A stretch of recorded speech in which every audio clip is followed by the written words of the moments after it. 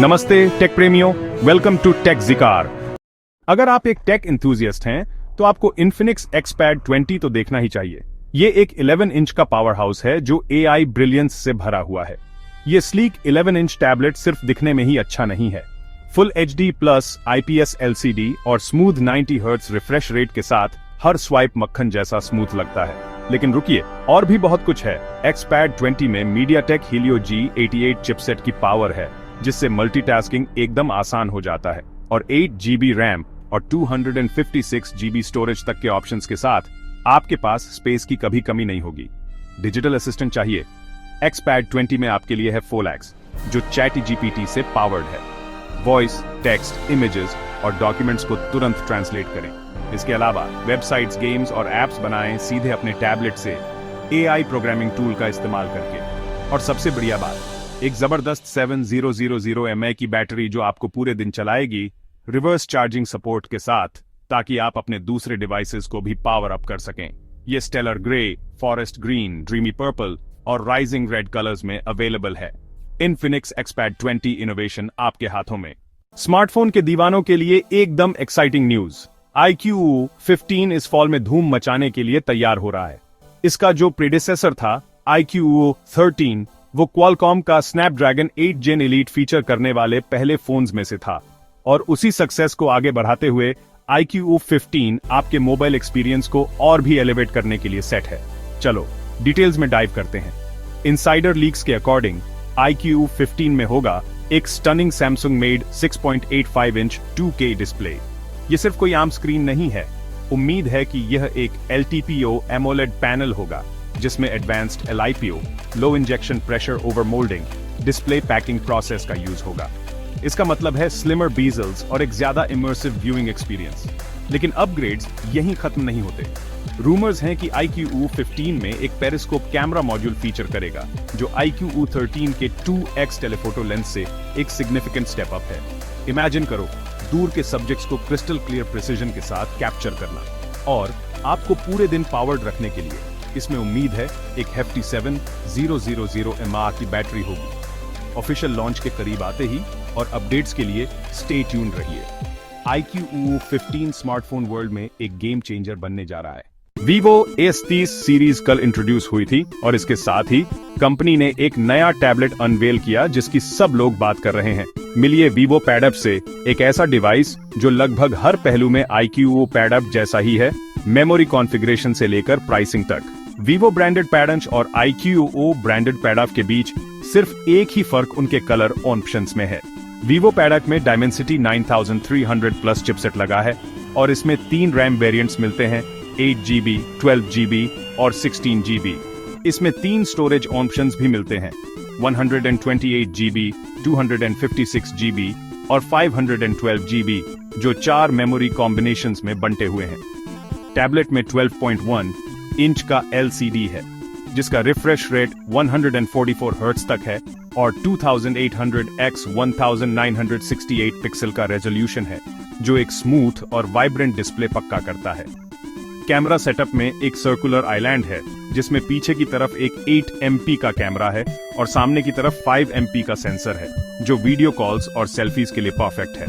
10,000 mAh की battery के साथ Vivo Pad 5 8 घंटे से ज्यादा वीडियो कॉल्स का वादा करता है, जो इसे लंबे काम या पढ़ाई के सेशंस के लिए एक भरोसेमंद साथी बनाता है। इसे प्रोडक्टिविटी के लिए भी डिजाइन किया गया है। यह कवर, कीबोर्ड, स्टाइलस और OriginOS 5 द्वारा दी जाने वाली कई AI कैपेबिलिटीज को सपोर्ट करता है। ब्लू, पिंक या ब्लैक कलर में अवेलेबल Vivo Pad के 8128 GB मॉडल का प्राइस है CNY $2,499, $350 €310।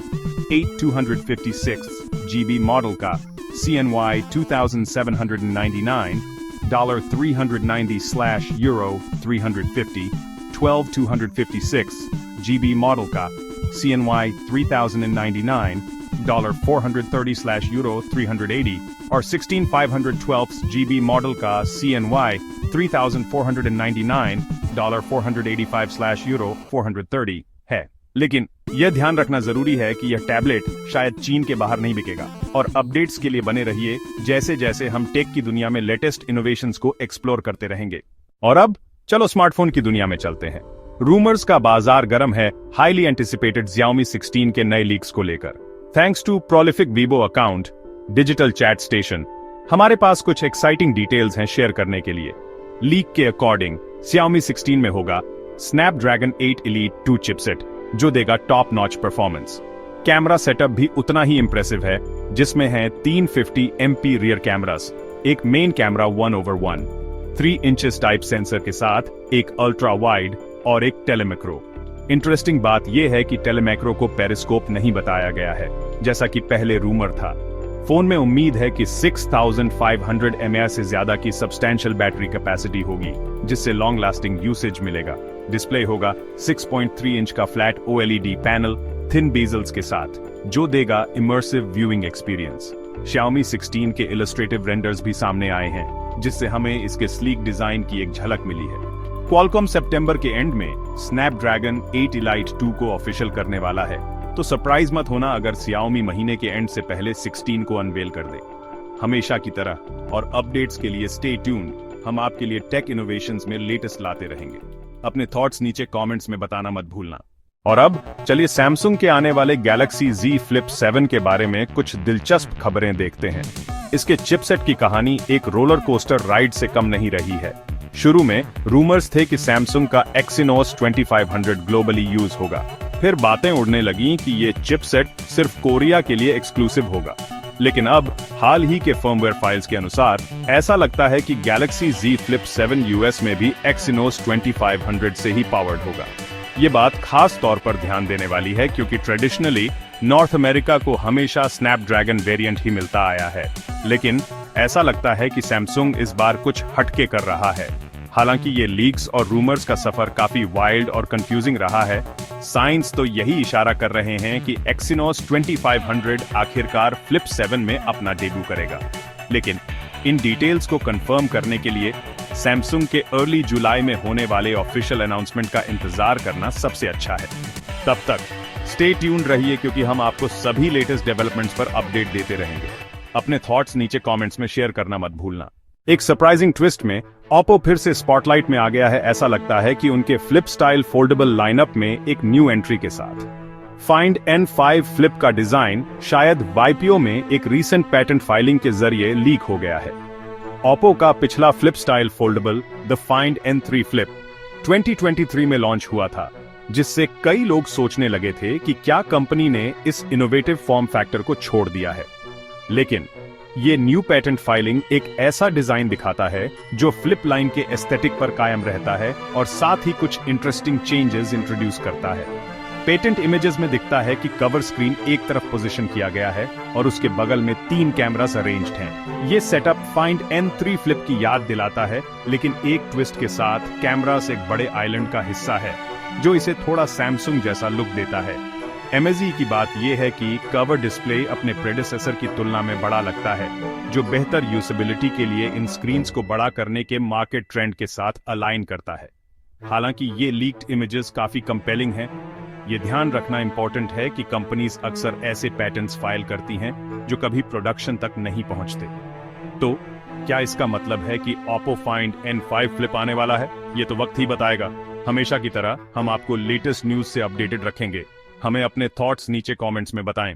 एक और एक्साइटिंग डेवलपमेंट में NXT क्वांटम शिफ्ट टेक्नोलॉजीज ने अपने highly anticipated AI plus smartphone brand का लॉन्च टाइमलाइन अनाउंस कर दिया है। ये नया वेंचर, जिसे माधव शेठ लीड कर रहे हैं, इंडियन मार्केट में कटिंग एज टेक्नोलॉजी लाने का प्रॉमिस करता है। AI प्लस स्मार्टफोन जून 2025 के एंड में लॉन्च होने वाला है और ये एक्सक्लूसिवली फ्लिपकार्ट पर अवेलेबल होगा। इस महीने के स्टार्टिंग में आई टीजर्स ने पहले ही काफी बज़ क्रिएट कर दिया था और अब हमारे पास ऑफिशियल कंफर्मेशन भी आ गई है। खास बात यह है कि पहला AI प्लस फोन पूरी तरह से इंडिया में डेवलप किया गया है, जिसमें होम ग्रोन यूजर इंटरफेस और लोकलाइज्ड सॉफ्टवेयर होगा। ये कदम देश के अंदर टेक डेवलपमेंट में सेल्फ रिलायंस के बढ़ाते हुए ट्रेंड को हाईलाइट करता है। इसके अलावा NXT क्वांटम शिफ्ट टेक्नोलॉजीज ने कस्टमर्स के लिए कई पेमेंट ऑप्शंस अनाउंस किए हैं, ताकि नया AI प्लस स्मार्टफोन ज्यादा से ज्यादा कंज्यूमर्स के लिए एक्सेसिबल हो। तो और अपडेट्स के लिए ट्यून्ड रहें जैसे जैसे लॉन्च डेट पास आ रही है, और कमेंट्स में हमें बताएं कि आप किन फीचर्स के लिए सबसे ज्यादा एक्साइटेड हैं। तो ये है एसर स्विफ्ट नियो, एक स्टाइलिश और प्रीमियम AI रेडी लैपटॉप जो उन लोगों के लिए परफेक्ट है जो वैल्यू फॉर मनी ढूंढ रहे हैं। जब बात आती है एक नया लैपटॉप चूज करने की, तो परफॉर्मेंस, डिजाइन और प्राइस के बीच हमेशा एक तालमेल बिठाना पड़ता है। अगर आप उन लोगों में से हैं जो वैल्यू को अप्रिशिएट करते हैं, तो एसर स्विफ्ट नियो शायद वही लैपटॉप हो सकता है जिसे आप ढूंढ रहे थे।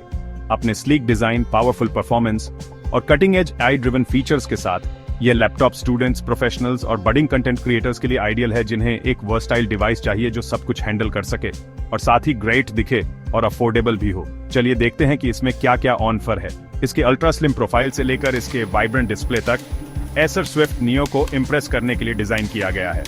अंडर द हुड इसमें लेटेस्ट प्रोसेसर्स और AI एनहांस्ड कैपेबिलिटीज हैं, जो स्मूथ मल्टीटास्किंग और एफिशिएंट वर्कफ्लो मैनेजमेंट एंश्योर करते हैं। चाहे आप वीडियोज एडिट कर रहे हो, कोड कंपाइल कर रहे हो या सिंपली वेब ब्राउज कर रहे हो, ये लैपटॉप एक सीमलेस एक्सपीरियंस देने के लिए बनाया गया है। और इसकी लॉन्ग लास्टिंग बैटरी लाइफ के साथ आप पूरे दिन प्रोडक्टिव रह सकते हैं बिना पावर आउटलेट ढूंढे। स्टे ट्यून्ड, हम इसके फीचर्स को और डिटेल में देखेंगे और जानेंगे कि Acer Swift neo laptop market में वैल्यू के लिए एक नया स्टैंडर्ड क्यों सेट कर रहा है। हमें नीचे कमेंट्स में बताएं कि आप किन फीचर्स के लिए सबसे ज्यादा एक्साइटेड हैं। और अब चलो थोड़ा एंटरटेनमेंट फ्रंट की तरफ चलते हैं। तोशिबा ने अभी अभी इंडियन मार्केट में अपना लेटेस्ट इनोवेशन अनवेल किया है, Toshiba Z570 RP QLED gaming TV. ये state of the art television का स्टार्टिंग प्राइस है Rs 42,999 और ये आज से फ्लिपकार्ट पर परचेस के लिए अवेलेबल है। तो तोशिबा Z570 RP को क्या चीज स्टैंड आउट कराती है? ये QLED टीवी फीचर्स से पैक्ड है जो आपके व्यूइंग और गेमिंग एक्सपीरियंस को रेवोल्यूशनाइज करने का प्रॉमिस करते हैं। इसमें आपको मिलता है डॉल्बी विजन और 144 हर्ट्ज तक का रिफ्रेश रेट, जो इंश्योर करता है कि आपके विजुअल सिर्फ शार्प ही नहीं बल्कि इनक्रेडिबली स्मूथ भी हों। गेमर्स के लिए AMD FreeSync प्रीमियम टेक्नोलॉजी का इंक्लूजन का मतलब है कम स्क्रीन टीयरिंग और स्टटरिंग, जिससे मिलता है एक seamless gaming experience. Z570 RP use करता है Arigiza इंजन ZRI, जो पिक्चर और साउंड दोनों को ऑप्टिमाइज करके एक प्रीमियम व्यूइंग एक्सपीरियंस देता है। टीवी की डायरेक्ट फुल अरे बैकलाइटिंग और QLED colour technology life like images बनाती है, हर सीन को विविड कलर्स और डीप कंट्रास्ट के साथ जानदार बना देती है।